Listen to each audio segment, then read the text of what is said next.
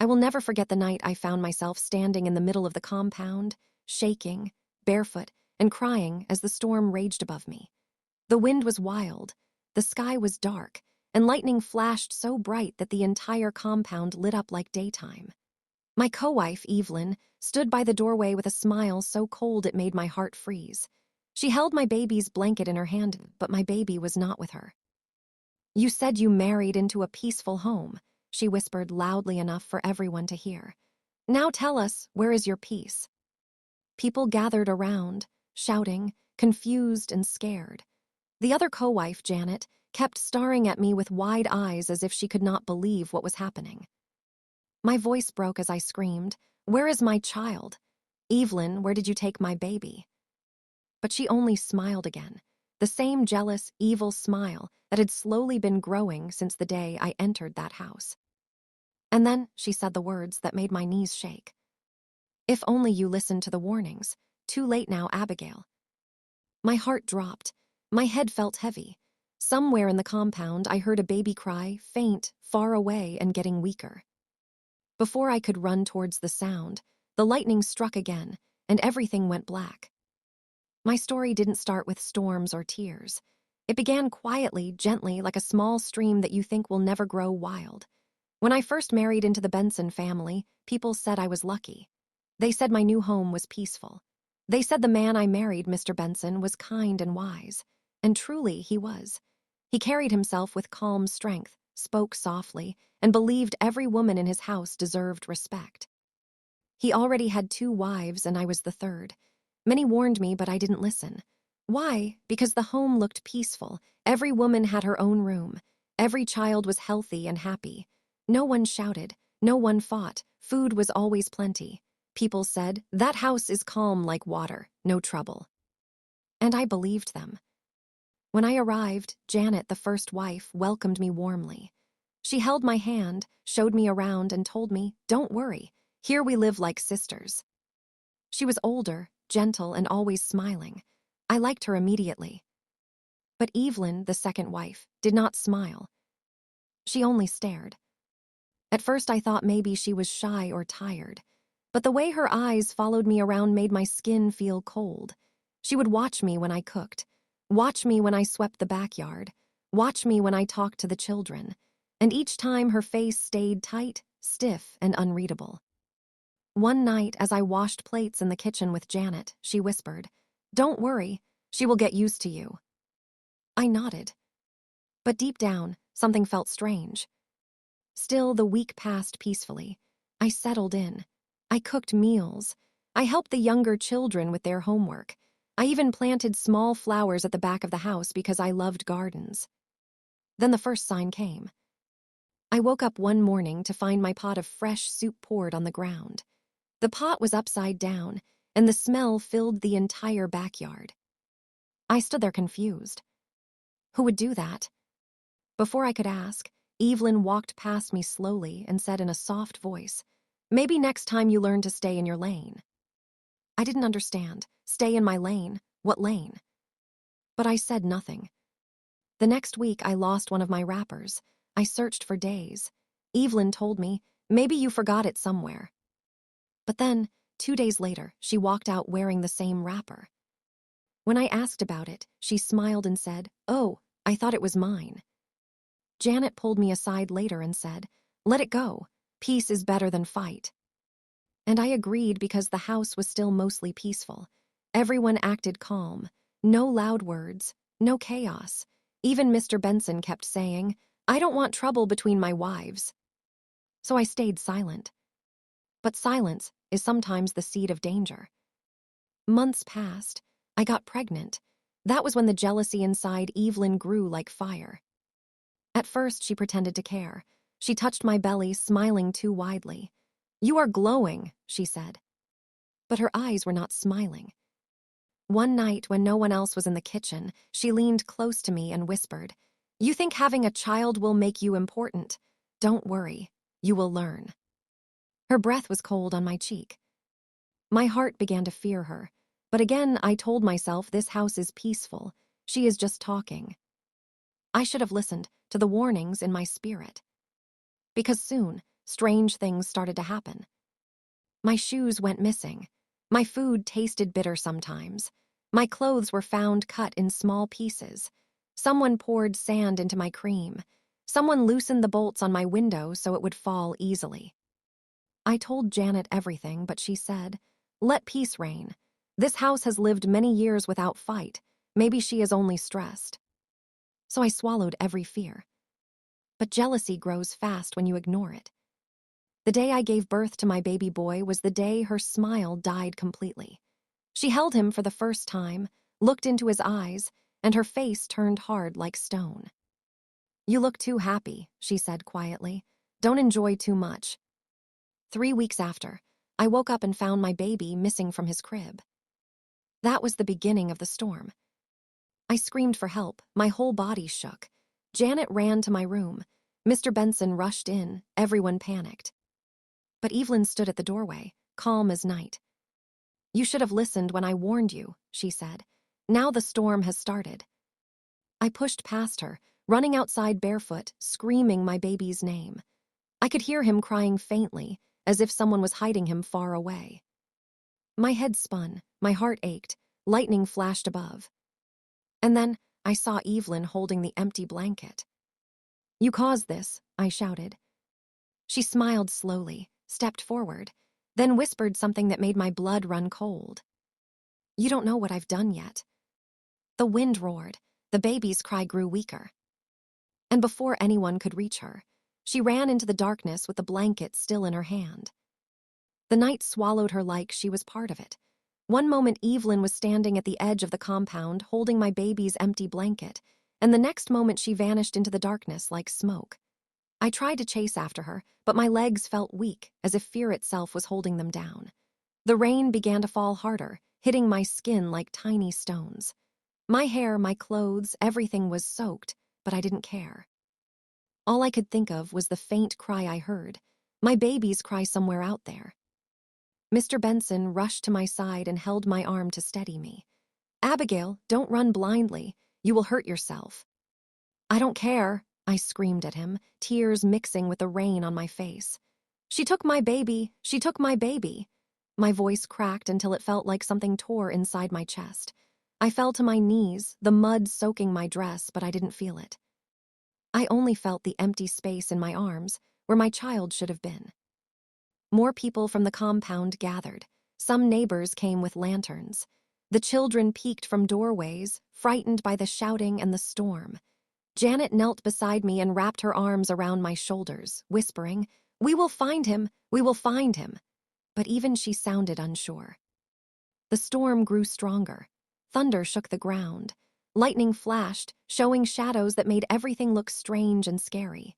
Mr. Benson shouted for the men to search the backyard, the storehouse, the kitchen, everywhere someone could hide a baby. Lanterns moved in different directions. Boots splashed in puddles. Voices called out over the roaring wind. But every time someone shouted, "Anything," the answer came back the same. "No, not here." My heart beat so fast it hurt. Then suddenly, the faint cry came again, this time closer but still weak. Everyone froze. "That way," a neighbor yelled, pointing toward the old storage hut at the far corner of the compound. I jumped up and ran before anyone could stop me. My legs slipped in the mud, but I kept going. When I reached the storage hut, the door was slightly open, moving a little with the wind. I pushed it open. Inside, it was cold and dark. Old farming tools hung from the walls. The smell of dust and wet earth filled the air. My heart pounded so loudly I could hear it echo in my ears. Lanterns soon gathered behind me as others arrived. We listened. Silence. Nothing. The cry was gone. "Maybe she passed here," someone said. "Maybe she hid the baby and ran off," another whispered. Mr. Benson called the men together. "Search the whole area. Don't leave anywhere unchecked." But then, as we turned to leave, a soft sound came again. A whimper. Not a full cry, only a small, weak whimper. Janet gasped, "That's him." We searched the hut again, this time carefully. One man lifted an old basket. Another opened a wooden box. I moved toward a pile of dried sacks and old blankets pushed into a corner. Something told me to check there. My hands shook as I pulled the sack aside. There, hidden beneath two torn blankets, lay my baby. He was cold. His face was red from crying. His breathing was shallow. I screamed his name and lifted him into my arms, holding him so tight I felt his heartbeat against mine. Tears ran down my face as relief washed over me, but the relief turned quickly into anger. "Where is Evelyn? Where did she go?" I shouted, looking around wildly. The men searched outside, but she was nowhere to be found. She had vanished into the rain like she planned every second of it. But even though my baby was back in my arms, something wasn't right. Why would she hide him here? Why didn't she hurt him? Why did she leave so suddenly? I turned the blanket she had dropped earlier over in my hand. Something fell out, a small folded paper, soaked by the rain. I bent down, picked it up, and opened it slowly. At first, the ink was blurred, but I could still read the words. "You should never have come here. Look around you. Peace doesn't last forever." My breath caught in my throat. Mr. Benson grabbed the paper from me, and his face tightened as he read it. The men around him murmured. Some looked afraid, some looked angry, but no one knew what to say. And then, just as I began to think the worst was over, we heard a loud bang from inside the main house. A crash so heavy it shook the walls. Everyone turned sharply toward the sound. Janet's eyes widened. That came from the living room. We rushed out of the hut, running back toward the house. My baby held tightly in my arms. I followed behind the others. The rain splashed on our faces as we ran. When we reached the living room, the door was half open, swinging back and forth in the storm wind. Inside, something was broken. Something big. People gasped. Some covered their mouths. And my heart dropped as I stepped inside and saw what crashed to the floor. Mr. Benson's sacred family treasure, the one no one dared to touch, the one he said kept peace in the home. It was shattered into pieces. But that wasn't the worst part. On the wall above the broken pieces, written in black charcoal, was a message. The words on the wall burned into my eyes. "This is only the beginning." My hands shook as I held my baby closer, trying to keep him calm, but he sensed my fear. His tiny body trembled in my arms. I could feel the anger rising in my chest, but also a cold, creeping dread that I had never felt before. Whoever had done this, whoever had sent that message, they were still here, and they were not finished. Mr. Benson's face was pale. He knelt beside the broken treasure, running his fingers over the shards. This belonged to my grandmother," he whispered. His voice was low and trembling. "It's been in the family for generations. Nothing has ever touched it." I looked at Janet, who was standing frozen in the doorway, her hands covering her mouth. It's Evelyn," she finally said, her voice shaking. "She did this. She wants to scare us to make us feel powerless." I wanted to scream, to rush out and find her, but Mr. Benson held me back. "We need to be careful," he said firmly. "This isn't just about fear. She's clever. She knows how to strike and disappear before anyone can stop her." I felt my baby stir in my arms. I looked down at him, his tiny hands gripping my shirt, and my fear turned to fury. How dare she? How dare she threaten our family like this? How dare she touch my baby and my home? The next few days were tense. We stayed inside the house, doors locked, windows barred. Every time the wind howled, I flinched. Every time the rain tapped against the windows, I felt like she was there, watching, waiting. And then small things began to happen, things that made my blood run cold. First, it was the milk. We noticed the milk in the fridge had a strange, sour smell. No matter how many times we replaced it, the same thing happened. Then the food in the pantry was spoiled overnight. Next, we found scratches on the walls, tall scratches, as if someone had been trying to climb inside while we slept. Janet tried to reassure me. "Maybe it's just the storm, Abigail. Maybe animals got in." I didn't believe her, not for a second. Then one night I heard it, a soft, deliberate tapping at the nursery window. My heart stopped. I ran there with my baby in my arms, but the window was locked. The tapping stopped when I got close, as if whoever it was knew I was coming. I stayed awake that night, listening to every sound. And just when I thought I was safe, I heard a soft giggle, one I knew all too well. Evelyn's laugh. Cold, cruel, triumphant. The next morning, we found a new message scratched into the wooden floor of the nursery. "You can't hide from me, not for long." Tears filled my eyes. My baby cooed softly, unaware of the danger surrounding him. And I felt the weight of helplessness settle on my shoulders. I wanted to fight, to run, to protect him, but every step I took seemed too slow, too small. Evelyn was always one step ahead. Days turned into nights and nights back into days. I barely slept. I barely ate. Every moment was tense. I started noticing things, small, subtle signs that Evelyn had been in the house when we weren't looking.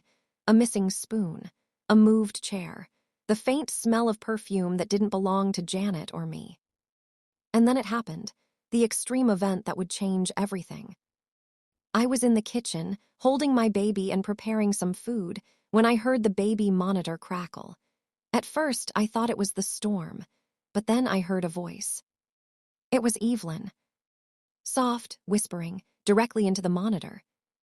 "Your baby is beautiful, too precious. Soon he will be mine." I froze, my blood ran cold. My baby started crying. I dropped the spoon. My hands shook so badly I could barely hold him. I ran to the nursery, and it was empty. The crib was empty. The baby monitor fell from my hands, its wires tangling on the floor as I screamed his name. The storm outside seemed to get louder, as if the world itself was echoing my fear. And then, before I could think, a shadow passed across the doorway, a tall figure moving silently, quickly, vanishing before I could even reach them. Evelyn had taken him again. This time, I knew she wasn't playing. This time, the storm wasn't just outside. It was inside my home, inside my heart, and it was only beginning. The long nightmare finally ended the day Evelyn was caught. After weeks of searching, careful tracking, and quiet planning, we discovered where she had hidden. It wasn't far, but it was far enough for her to make us fear every second. She had thought she could control our home with jealousy and fear, but she had underestimated the bond between family and the courage of a mother protecting her child. When the authorities and Mr. Benson's men arrived, Evelyn tried to run, but it was too late. She was caught. My baby, safe and warm in my arms, looked at me with wide eyes, unaware of the danger he had faced. I held him tightly and promised I would never let anyone harm him again. The house slowly returned to peace, but the memories stayed. The broken treasures were replaced, the scratches on the walls were painted over, and the spoiled food no longer appeared in the pantry. But I knew one thing, the peace we had before was fragile. True peace isn't about avoiding trouble. True peace is about courage, awareness, and standing together when storms come. I learned that jealousy can hide behind smiles. It can whisper in shadows. It can destroy what seems safe if you ignore the signs. And I also learned that ignoring warnings, no matter how small they seem, can let a storm grow bigger than you ever imagined. From that day on, I vowed to trust my instincts, to protect my family, and to never let fear silence me. Evelyn's jealousy could not take my happiness, and it could not break the bond between me, my husband, and our child. Peace returned, not the quiet that invites danger, but the kind of peace that comes from strength, vigilance, and love. And I carry that lesson with me every day, sharing it with everyone who will listen. Jealousy can hide in silence, but courage can turn it into a story of survival. Even now, years later, when I tell my grandchildren this story, I see the fear in their eyes, but I also see understanding. And that is the true victory over jealousy, knowing that love, courage, and wisdom will always outlast envy and destruction.